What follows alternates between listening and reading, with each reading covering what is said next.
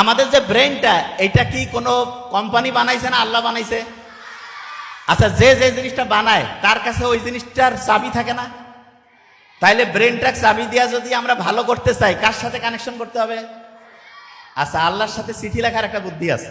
যে ভাই কি করেন, চিঠি লিখবেন? হ্যাঁ, দৈনিক 5 বার একসাথে চিঠি লিখতে পারো, সেটা হচ্ছে নামাজ। কি বলো? নামাজ। এই নামাজ যদি আমরা পড়ি, তাইলে আল্লাহর সাথে চিঠি লিখলে আল্লাহ কি খুশি হবে না বেজার হবে? খুশি হবে। আচ্ছা, ছোটবেলায় ধরো যে তোমার আব্বা আম্মা তোমাকে আদর করে, বড় হইলেও করে, ঠিক না?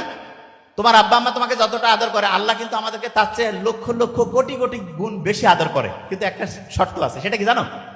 আচ্ছা, আমরা যারা এখানে একটু বড় আছি, তাদের কাছ থেকে তোমরা শুনো, তাইলে বুঝতে পারবা।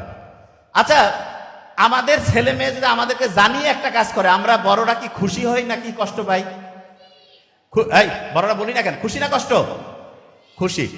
এবার চিন্তা করেন তো, আল্লাহকে জানিয়ে যদি আমি একটা কাজ করে, আল্লাহ খুশি হবে নাকি কষ্ট পাবে? আল্লাহ তো কষ্ট বলে কিছু নাই, খুশি নাই। কিন্তু আমি জাস্ট বুঝাচ্ছি, আল্লাহ তখন হচ্ছে বান্দার উপরে রহমতটা কি বাড়াবে না কমাবে?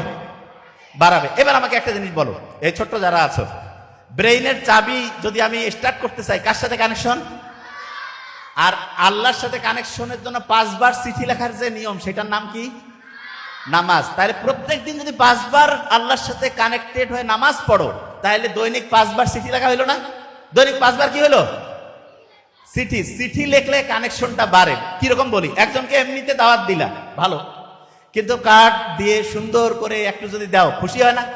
তোমাকে মনে করো চিফ গেস্ট বানাইছে এক জায়গায়, কার্ড দিল, তুমি একটা জন্মদিনের একটা কার্ড পাইছো, খুশি লাগে না? তাইলে এরকম আল্লাহকে যখন আমরা নামাজে ডাকি, তখন আল্লাহ খুশি হয় নাকি কষ্ট পায়?